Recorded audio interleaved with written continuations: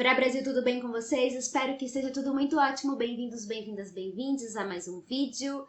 M8, Quando a Morte Pede Socorro, é um filme de 2019 que teve uma estreia bastante tímida em 2020 por conta da pandemia e agora chegou na plataforma Netflix. A direção é do Jefferson D, um cineasta negro, um dos fundadores do movimento Dogma Feijoada, que é um movimento que tem como premissa o fortalecimento da representatividade dos negros no audiovisual. E se você quiser saber mais sobre esse movimento, eu vou deixar um vídeo aqui embaixo na descrição do canal Cinemascope, que eles vão contar para vocês todos os artistas que estão envolvidos nesse movimento, a importância dele, os trabalhos realizados, enfim, é muito bacana, fica aí a dica. Vai contar a história do Maurício, que é interpretado pelo ator Juan Paiva, e ele é um jovem negro da periferia carioca que acabou de entrar na faculdade de medicina. A gente supõe que é através de um sistema de cotas, que ali na universidade tem uma disparidade, assim, diferença socioeconômica do Maurício para o restante dos alunos, que são majoritariamente brancos, por sinal. E Maurício tem algumas visões, ele tem algumas alucinações que se intensificam logo no primeiro dia de aula, porque eles vão ter que abrir corpos na aula de anatomia. E esses corpos são corpos de pessoas reais, que existiram e foram doados para a universidade a fim de serem estudados. A maioria desses corpos são corpos de pessoas negras. Maurício começa a questionar por que aqueles corpos estão ali, da onde eles vieram, e ele começa a ter uma relação mais íntima propriamente com o corpo, que é o corpo do M8. Essa é a premissa do filme, que a princípio me parece muito interessante, muito boa, porque parece que a gente vai ter uma coisa meio de suspense, investigativa, alguma coisa relacionada a visões, a uma ancestralidade que é apontada ali do Maurício, uma sensibilidade. Mas o problema é que o filme ele perde o foco. Eu considero que um dos principais problemas desse filme é no roteiro, mas eu já vou falar um pouquinho mais adiante sobre isso. Quero falar de alguns outros pontos que também me incomodaram e que me afastaram um pouco da obra. Eu sinto que os personagens do Maurício, dos amigos da universidade ali, da sua mãe, que tem um papel bastante importante na vida dele, são personagens muito pouco construídos, desenvolvidos e interessantes. As interpretações são absolutamente formais, os atores eles falam tudo absolutamente como se a gente estivesse lendo um texto decoradinho, sabe? Eu intuo que isso é um problema de direção de atores e não uma escolha estética.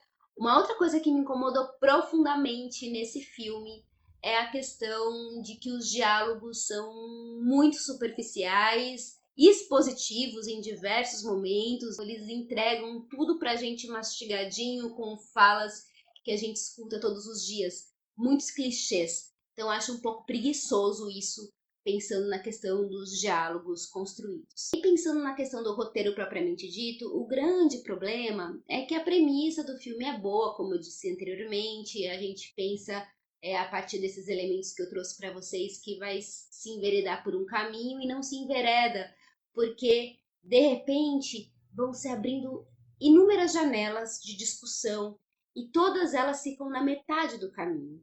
Então essa questão do suspense, da investigação do corpo, da visão dele dos mortos, para no meio do caminho. Tem ali algumas cenas dele no terreiro, mas não se desenvolve, a gente não entende se é uma questão que interessa a ele profundamente ou não. Me parece que não muito. Em outros momentos parece que sim, mas não se desenvolve. Em outros momentos o filme vai enveredar por essa questão do suspense, da investigação, e parece que vai desenrolar alguma coisa, faz uma referência ali às mães que ficam numa praça, numa manifestação à procura dos seus filhos mortos. Aí você pensa que vai ter alguma coisa que vai acontecer ali e nada desenvolve também.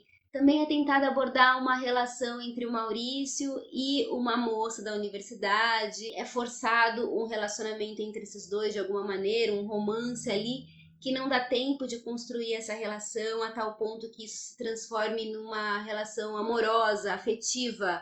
E me parece forçado, sabe? Quando, tem que acontecer um romance, então vamos colocar o romance. Tem uma tentativa também de falar sobre a questão do genocídio das pessoas pretas através da violência policial, através dessas mães que estão na praça se manifestando, que faz uma referência às mães de maio, né? Mas também fica no meio do caminho e quando acontece, os diálogos são absolutamente expositivos, as interpretações didáticas e enfadonhas. Como espectadora, eu fiquei extremamente perdida. Qual que é a proposta do diretor? A proposta dele é discutir a questão do genocídio da população preta através de qual caminho que você vai querer me contar isso? A proposta do diretor é discutir a questão da ancestralidade, é discutir a questão da relação interracial entre o rapaz e a garota branca. Então foram se abrindo muitos caminhos que eu falei assim, puxa, eu não tô com você, sabe? A gente não tá na mesma sintonia. Você me levou para vários caminhos, você, enquanto diretor, não escolheu e eu acabei, como espectadora, ficando ao léu, assim, ao Deus dará. Eu sinto que o filme tinha potencial e ele ficou na metade do caminho, sabe? Foi quase e não foi. E é uma pena, porque eu acho que o terror, o suspense, né? Principalmente o terror, ele abre a possibilidade da gente discutir essas questões raciais, de estrutura, de uma maneira muito potente. Quando a gente pega obras como o Corra, o Us, por exemplo, né? Pensando numa obra americana, como a gente consegue discutir essa questão do racismo de uma maneira muito forte, né? É muito interessante. Não rolou para mim, mas eu gostaria de saber se você já assistiu, se rolou para você, o que você concorda comigo, o que você discorda de mim, se você vai assistir esse filme porque você ficou curioso, curiosa ou curioso e porque eu não gostei. Enfim, vamos continuar conversando e a gente se vê no próximo vídeo. Um grande beijo, até a próxima e tchau!